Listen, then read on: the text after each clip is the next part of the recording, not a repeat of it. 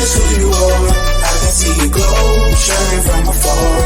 Passion in your heart, fire in your eyes. But you on the rise, lighting up the skies. You're a superstar, that's just who you are. I can see you glow, shining from afar. Passion in your heart, fire in your eyes. But you on the rise, lighting up the skies. You're a superstar. Welcome to the Mind, Body, and Soul Awakening Show, where we celebrate resilience, honor triumph over tragedy, and inspire transformation, guiding you on a life-changing journey of healing and self-discovery. Now get ready to be inspired by Stars Tina. You're a superstar, that's just who you are. I can see you glow, shining from afar. Passion in your heart, fire in your eyes. But you on the rise, lighting up the skies. You're a superstar, that's just who you are. I can see you glow, shining from afar. Passion in your heart, fire in your eyes. But you on the rise, lighting up the skies. You're a superstar, superstar, superstar. And see, I even make mistakes because I forgot to remove this background. I will figure it out in a second. I am here, super excited to get us started. Happy day, whether it's a Monday, whether it's a Tuesday, doesn't matter. I am Stars Tina, and welcome to the Mind, Body, and Soul Awakening Show. I cannot believe we are at the end of season 2, and this is a bonus track. I'm so excited about this bonus track. If you've been around, you know we talk about those hard conversations, right? I take you to those places that you really don't want to go, those dark places. We know a trauma and a tragedy, when they come together, that's a traumedy. And when that happens, life-changing experiences occur. And I have been so gifted from God to be given so many of these traumedies, and I push through. And my goal is to inspire and motivate you to push you through your traumedies. As we know, season 1, we had some guests in here, and these guests shared with us their stories, how they turned their traumedies to triumphs. And in season 2, I went super deep with my personal experience of different traumedies that I went through, like domestic violence, suicide as a teenager, losing a son, losing a father. So we're just wrapping that up. And with that wrap up comes this beautiful book. Wooty, wooty, woo! Book day is launching October 28th. I'm so excited. And in this book, I share a little bit about my story. We talk about what is trauma. And then at the end, this is my favorite part of the book, it's a toolkit. And in this toolkit, you're going to get tools, strategies, exercises, journal prompts, all sorts of things to push you through the pain, to push you through that trauma.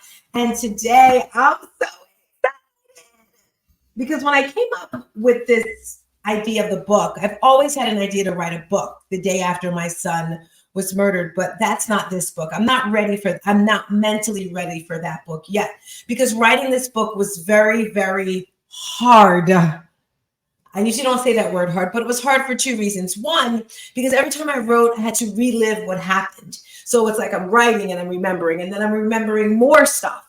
So that was one reason why it was hard.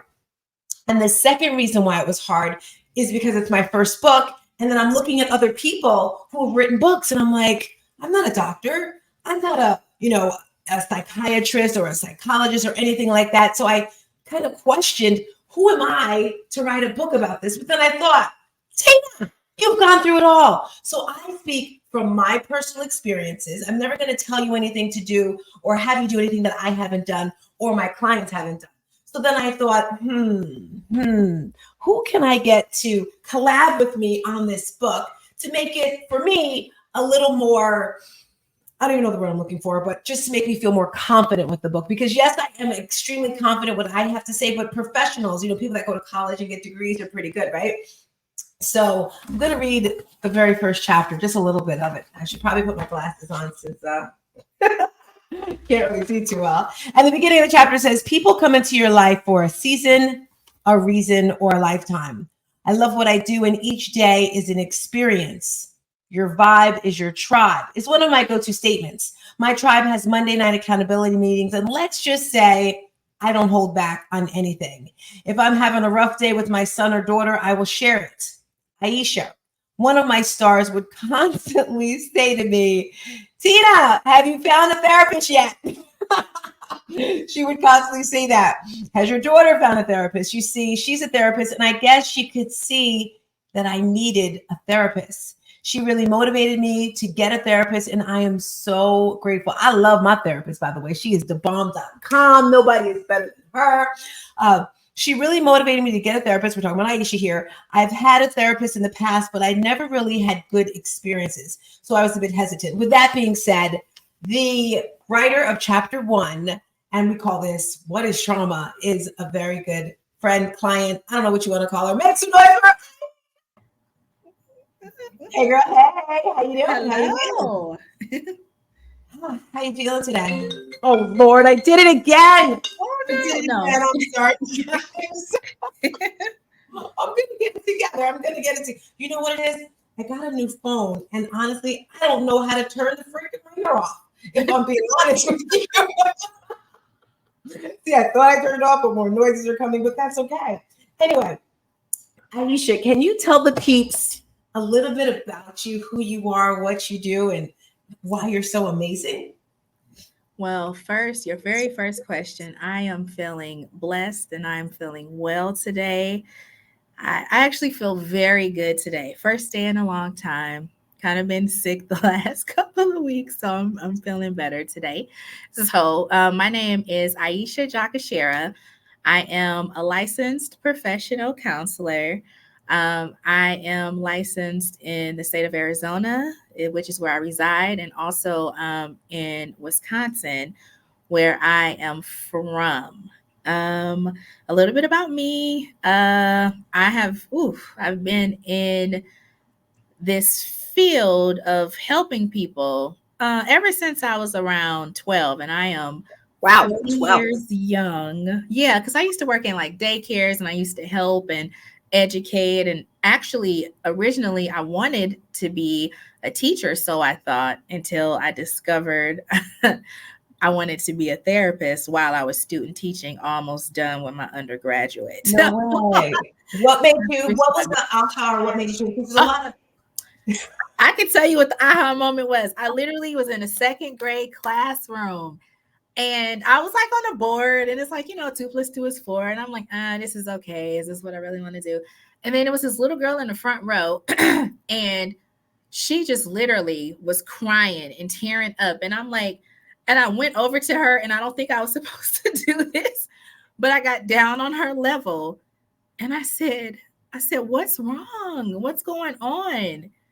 And I'm supposed to be teaching the class. And in that moment, I said, I think I'm going to go change my major to psychology. I mean, I finished the lesson and everything. And, and then my counselor was like, you're getting ready to graduate. You just passed like the teacher's exam and all of that. And you're going to have to be in school for an additional 2 years.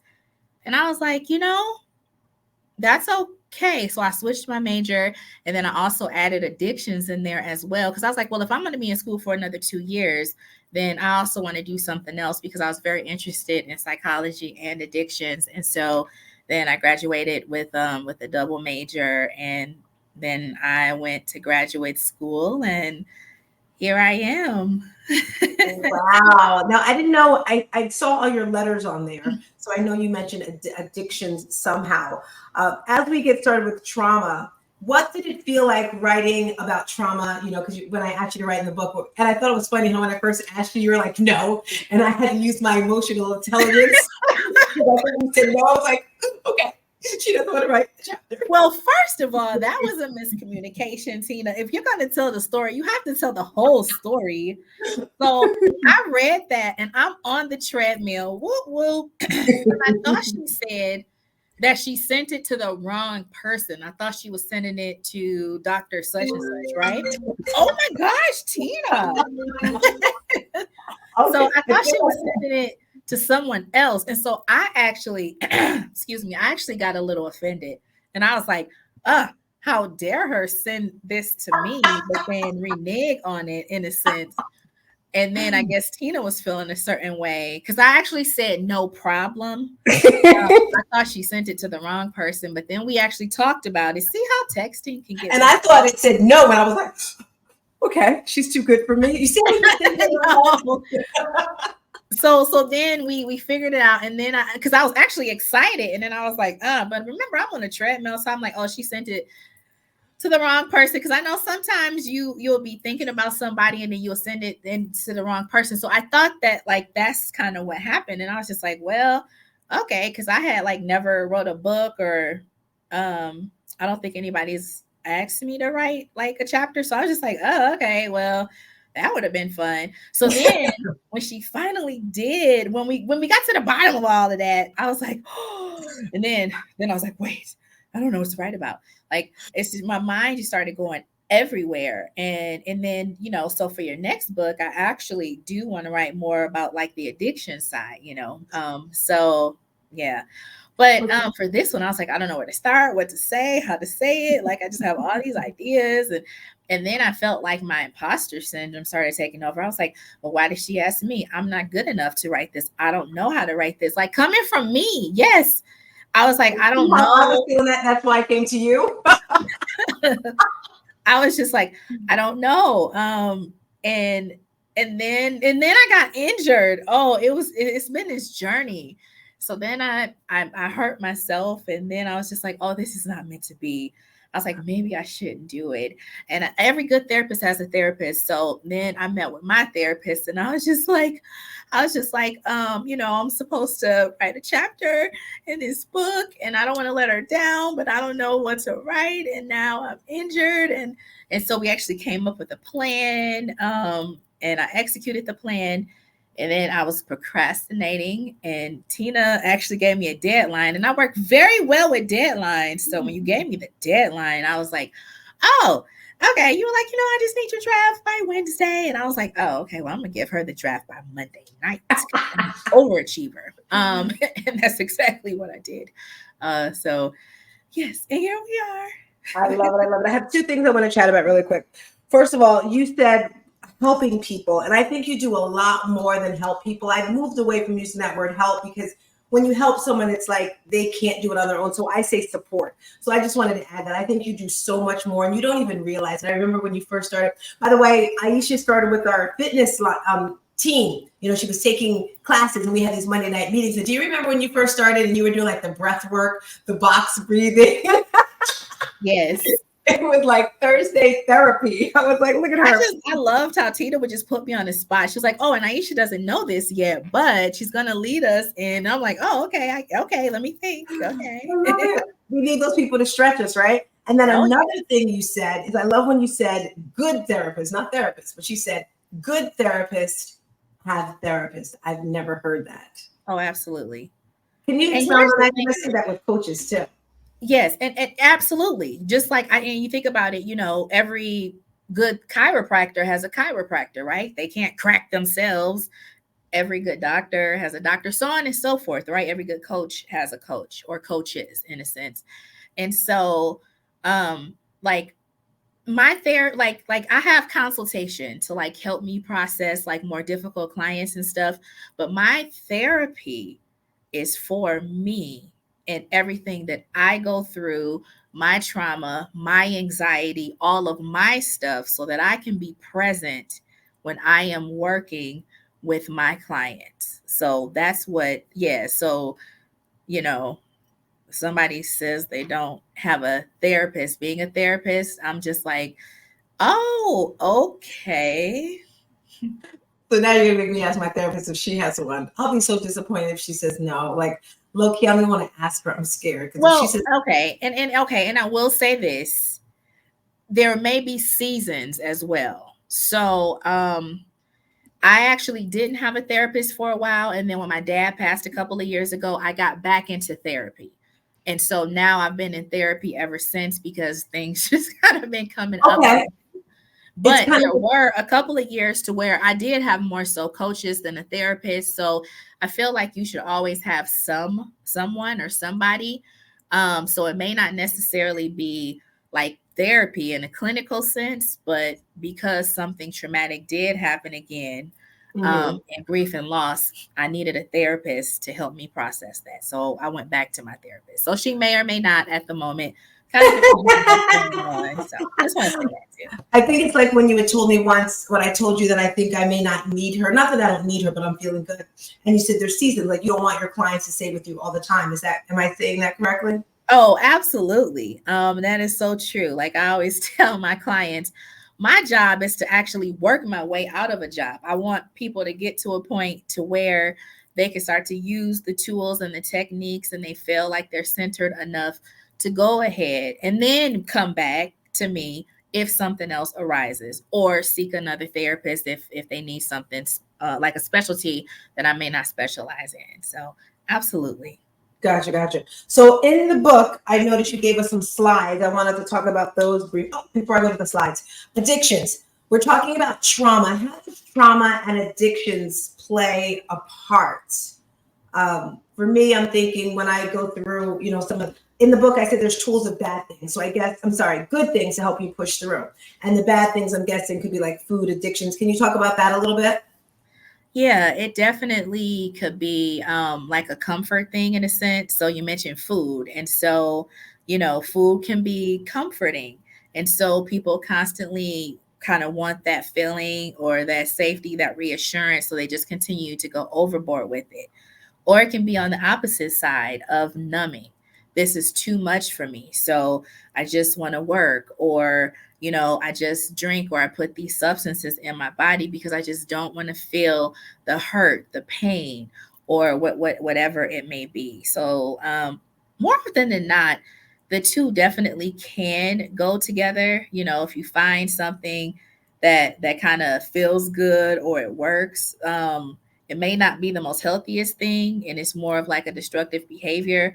But some people are like, well, this is what worked for me, or it did help me, so I'm going to continue to do it. And then it starts to do things to the brain, and then you just kind of continue, and then it's out of your control at that point until you seek services, and then we can like shift the brain back. Yeah. Okay, so let's get into your slides right now.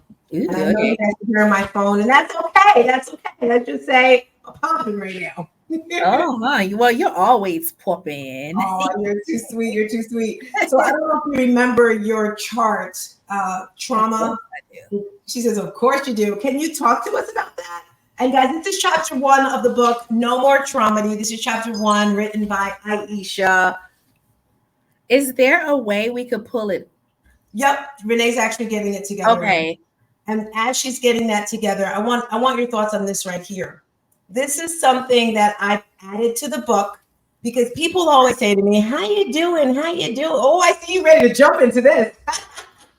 And I'm like, give me your thoughts on this because I see it all over your face. Well, I love it because oftentimes people may not know how they feel. So I love the emojis for a couple of reasons, because people have like a variety and they can choose things. And then also for me, when I use like charts similar to this, sometimes people may not know, well, what I don't know what embarrassed means. And then like, that's like a teachable moment. So it's almost kind of like a twofold, but it gives people choices outside of just like the happy, sad, angry. You know what I mean? They can like start to explore other emotions, because each emotion or feeling can be slightly different. Yeah. Exactly. Yeah, because being happy is different than feeling excited or proud or confident or cheerful, even though they may be in like the same family in a sense. Yeah. I love this. Yeah, so I wanted to share that with you. This is something I added to the book. I keep adding stuff. I'm not adding anymore. I like it. And I got the idea from Dr. Dale. She's in the book as well. She was talking and she was like, feelings or something. And then one of my clients, she's a teacher. Go ahead. You got something for us? That's okay. Yeah, I read. So I have it here. Yeah, of course I do. Improvise. All right. So show us what it is and tell us what it is for those that can't see. Because so it's like an index card, and it talks about like a on this side, it talks about like trauma elements and is spelling out the word trauma. And in the book, I explain it a little bit more, but it talks about how the T are for triggers and how they are a threat. I don't know, but like when you do kind of get triggered, you kind of go back into that fight, flight, or freeze kind of responses. You're more like reactive, or you just kind of like respond.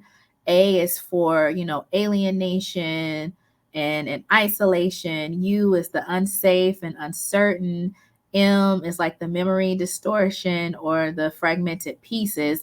And then the A is for the automatic nervous system dysregulation, which then kind of takes us into the other side. So this is just, I don't know. When I first saw this, I was just like, whoa, like that kind of explains things. And then even if people don't understand, then of course, during therapy, I go into more detail of what each one of these, kind of really mean, like the difference between like alienation and isolation. Like isolation, you just kind of going off being on your own, and alienation is more so like family and friends kind of, start to pull away for a lot of different reasons. It could be anger or whatever is going on.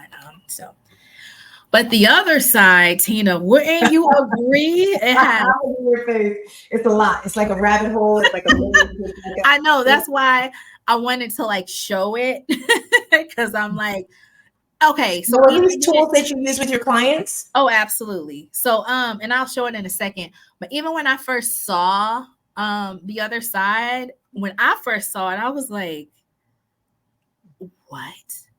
And then when the doctor explained it, I said, oh, and it's like color coordinated. But window of tolerance. So this is like I always like to use like a window. So the wider the window is open, the more you can breathe, the more you can like kind of process and flow. When you get triggered or when things outside of your control happen, that window starts to almost close. So you can imagine you're not breathing kind of as well, and you can't really process a lot of things. And so I'm going to show you the chart now, and then kind of walk you through the different colors. So here's the charts. And I decided to put the book in color so that people can actually see, because I had to read. Oh my gosh, good thing I did this today. I have to reword it because go ahead. So when your window of tolerance, which is the yellow, I feel like this is so backwards. When the window is open, you are emotionally regulated. You're able to self-soothe when situations outside of your control start to come up. So the things in the green is backwards. Those are like the triggers or an event or a situation or something that could start to close your window of tolerance. But if you have, can you give a couple examples? Because mine can't open it. Well, triggers can be anything, but like, okay, I got a perfect example. Let's just say, not going in too deep, but let's say like I'm having a good day, and one of my main triggers is like when somebody cuts me off and gets in front of me. So that's definitely something that could, if I'm not exercising, which is this section, or breathing, or kind of taking care of myself, could start to close my window of tolerance.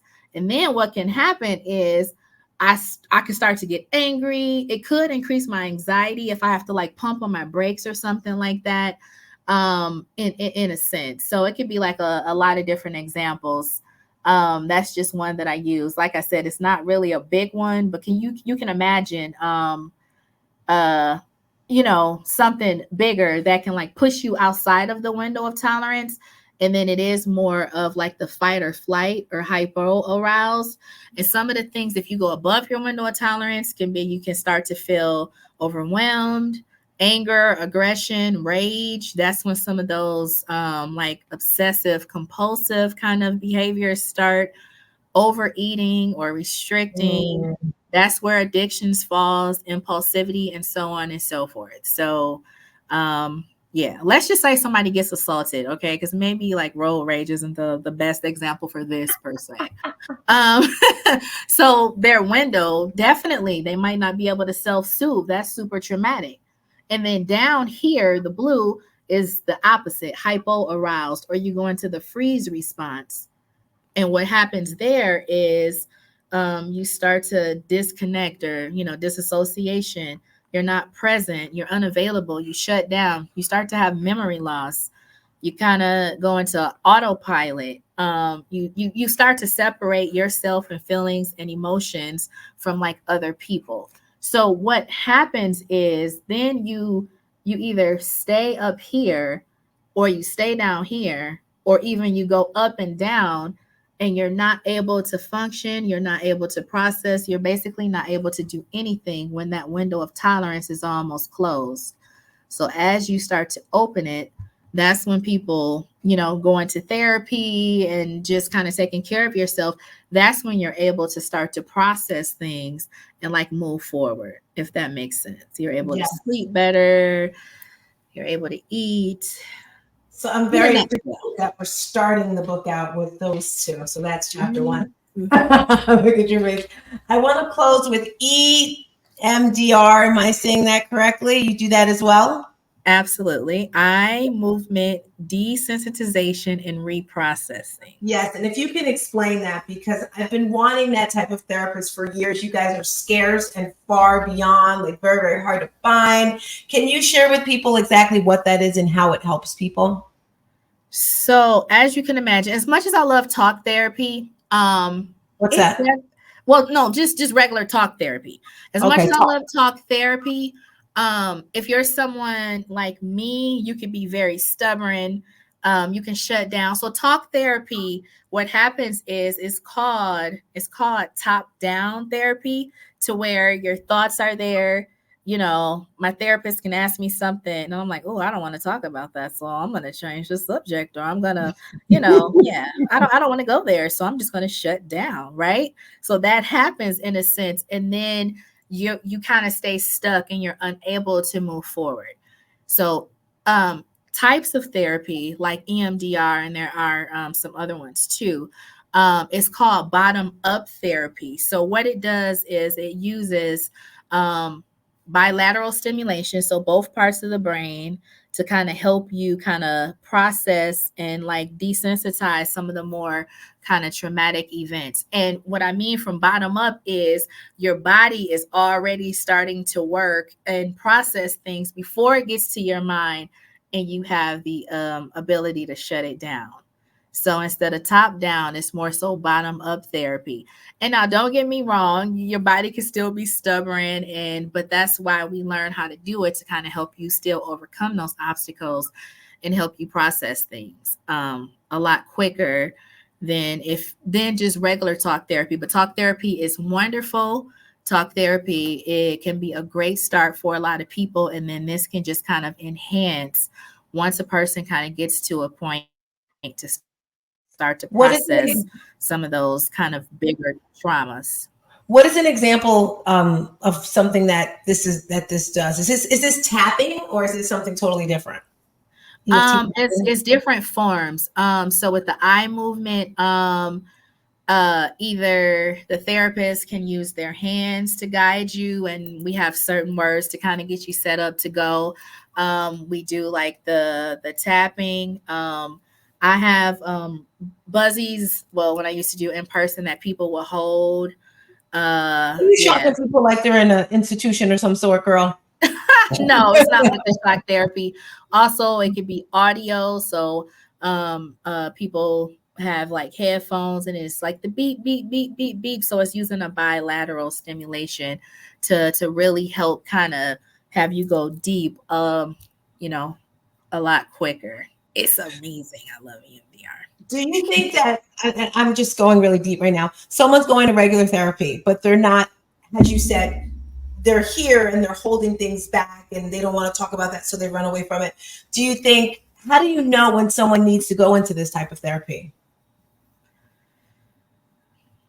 Um, I mean, it's a couple of different ways. But I really listen intently to like what people tell me. Obviously there's scales that you can take to kind of track your progress, but you know, sometimes people do kind of just stay kind of stuck. And then, because you need to actually have cushion before you do this therapy, as you can What's imagine, because cushion?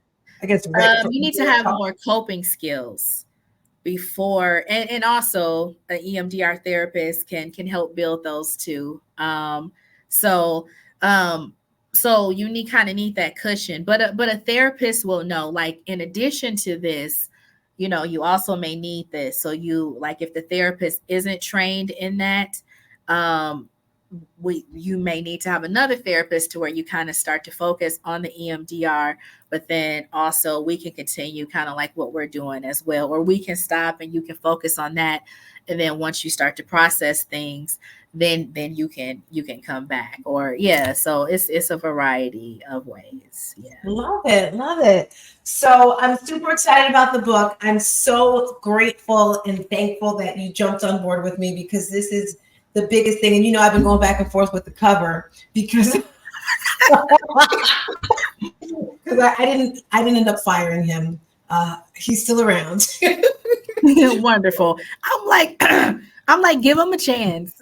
I just had this picture in my mind, So I'm very excited. I know we are going to change lives. I want to set up some type of book tour so that I can come to you, so we can maybe find a bookstore or somewhere to do like an event, a speaking event or something, because it just feels so good to be able to let people not go through what I went through. Like 7 years, I learned a lot of what not to do. So if I can eliminate that from some people, that just makes me feel really good. Usually at the end of these, I like to bring Renee on to see if she has any questions or comments. So I'm going to pull Renee through and see what you thought about today's interview. Renee, questions, comments, thoughts? I love Aisha. I love you too, Renee. I have read that section so many times, and I learn something every time I review it. I have a question for you. Depending on a person's trauma, can it manifest like in other, how can it manifest like in things that have like absolutely nothing to do with what triggered their trauma? Say someone has a rough childhood and they become emotional about that. Can those emotional outbursts manifest themselves in situations that have absolutely nothing to do with that situation? Absolutely, because they don't have like the coping skills, or they might just kind of be stuck kind of in that event or whatever happened, those things that happen subconsciously.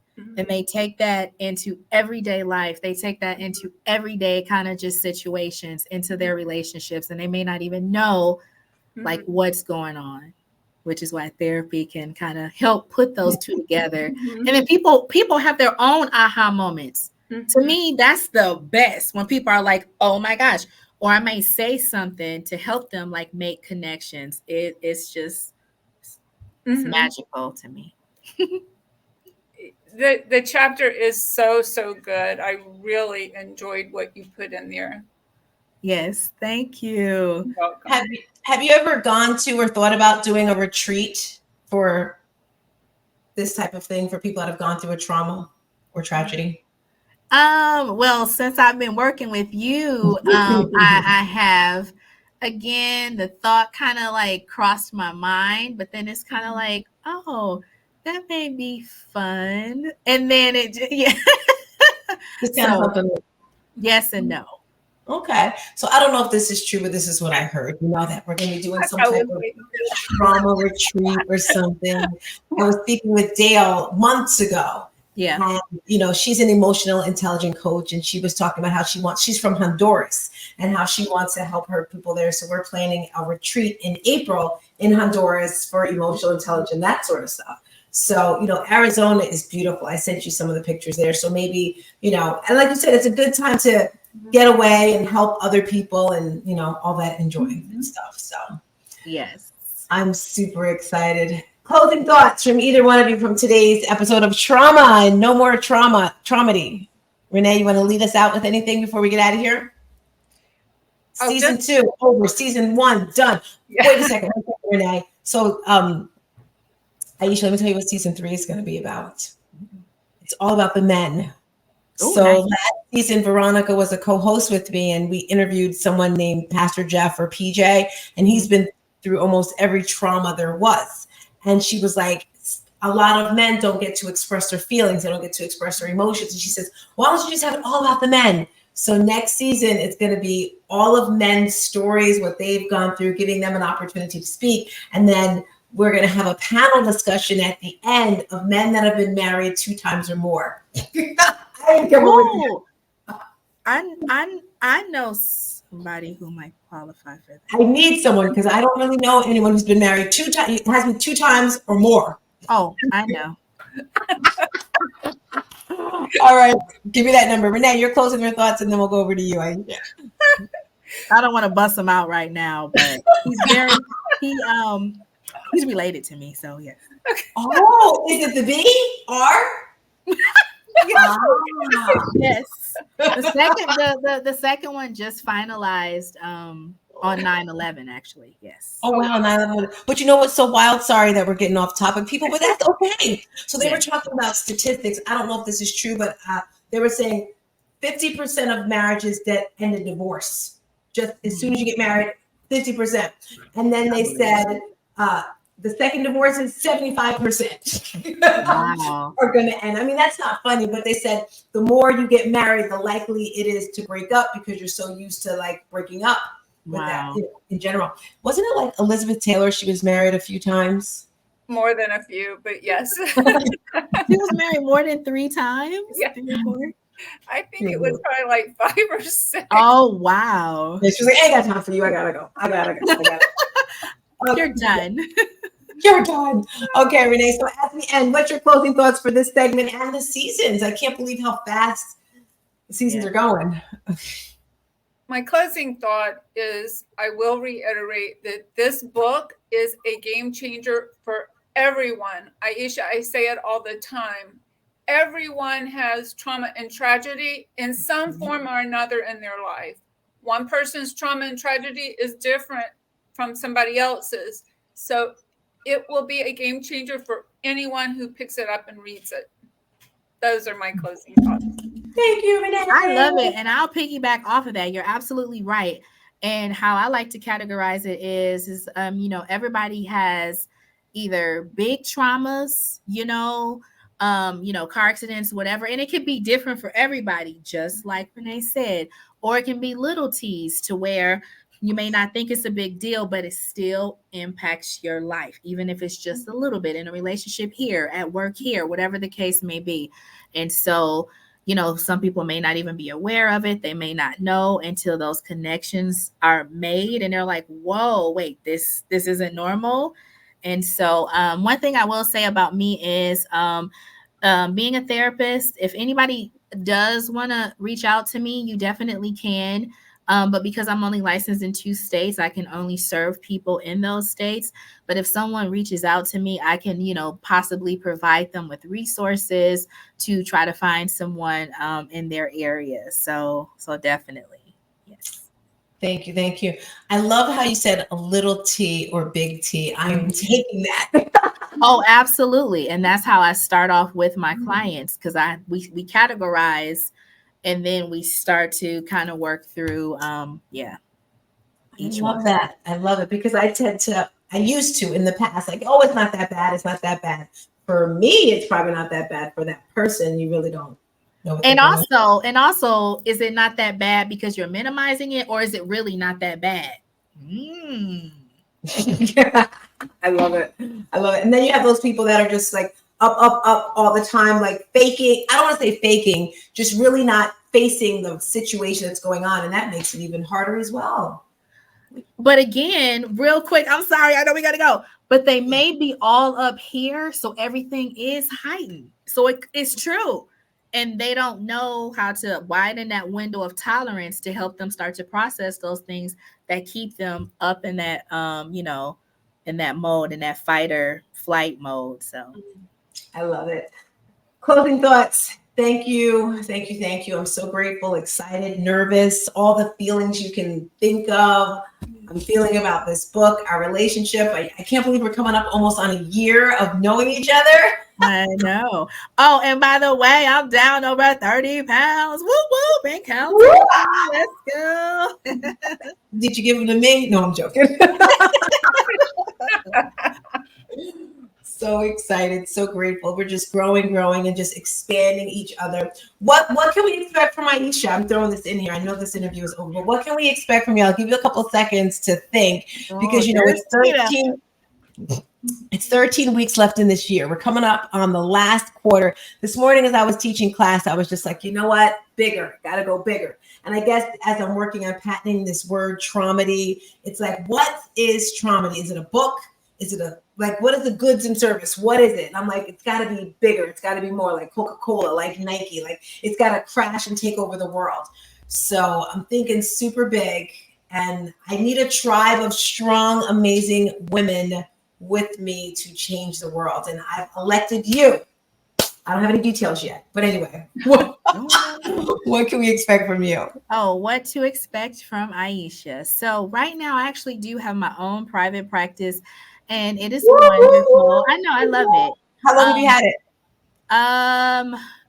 I've had my LLC since 2012, but in 2015 it was like part-time, and since I would say 2019, I've been solely just in my private practice and like not having, any other jobs. That's got to feel amazing. Yes. It does, but what's next for Aisha is one step further is I will be, I don't want to say opening up, but I will be inheriting. No, I don't know if that's the right word either, but more of like like an outpatient clinic to where I can do more of like supervision of up and coming therapists, have other therapists also work for me. We're going to have programs like with kids, with adults.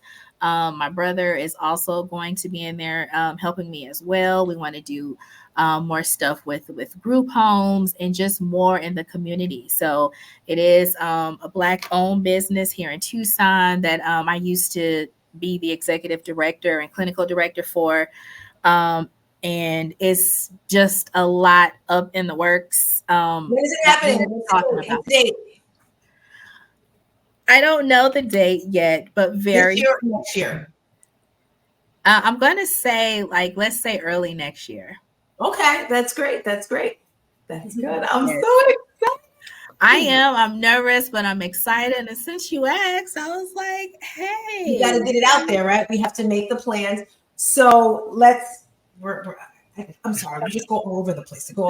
So that's happening in January. So let's get the steps going for that. I love how you have your team together already. I love the ideas. I love that you're getting, I think I heard you say helping children as well. Did you say that? Oh, absolutely. Yes. And I work with kids. I work a lot with kids, teens, and women, and I also work with men. And I know I didn't talk a lot about me, but I've worked with, of course, addictions, corrections. I've actually worked with a 980 with sex offenders. I've worked with, I've worked in just about every arena: inpatient, outpatient, residential, you name it. I raised my hand because I might need you on that panel when we have the men of the doctor of choice. Okay, definitely. All right, crew, we are out of here. This is the Mind, Body, and Soul Awakening Show. That show that's just growing and growing, changing the world. Thank you so much, Aisha. All right. Thank you for having me. I feel so honored and blessed. Yes. Thank you. I'm glad you found the time, because I know you're like the busy woman. We get to dance party right now. Dance party is out. That's just who you are. I can see you glow, shining from afar. Passion in your heart, fire in your eyes. But you on the rise, lighting up the skies. You're a